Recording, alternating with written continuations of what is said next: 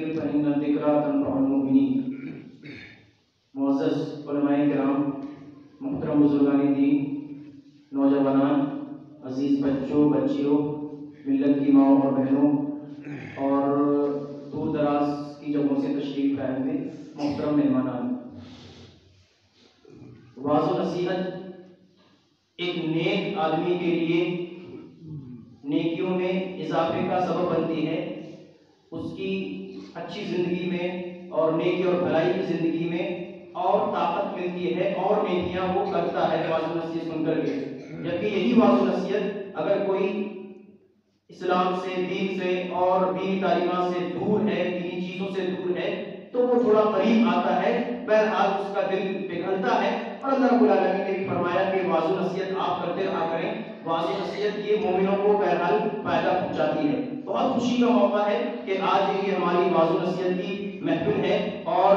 ہمارے لوگ موجود ہیں، الحمدللہ ہر عمر کے لوگ موجود ہیں، بزرگ بھی ہیں، جوان بھی ہیں، بچے ہیں، بچیاں ہیں، ملت کی مائیں بہنیں بھی ہیں، اور بھی دور دراز کی جگہوں سے جہاں سے عام طور پر عام محفلوں میں لوگ نہیں پہنچ پاتے ہیں، آج کی اس محفل میں پہنچے ہیں۔ اللہ تعالی ہم سب کی حاضری کو قبول فرمائے، ہمارے سننے کے مطابق ہمیں عمل کرنے کی توفیق دے۔ بہت خوشی کی بات ہے کہ آج کی اس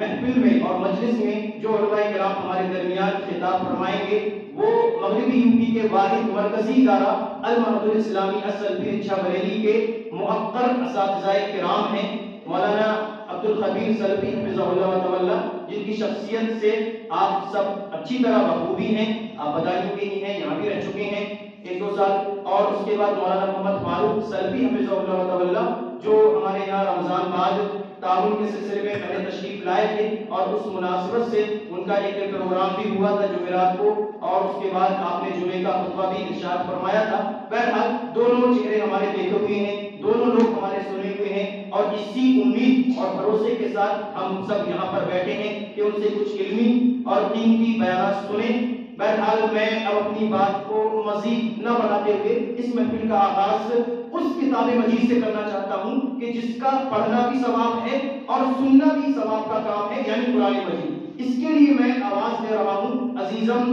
فضیل بن ادریس کو کہ آپ آئیں اور محفل کا آغاز قرآن کریم کی تلاوت سے فرمائیں۔ عزیزم فضیل۔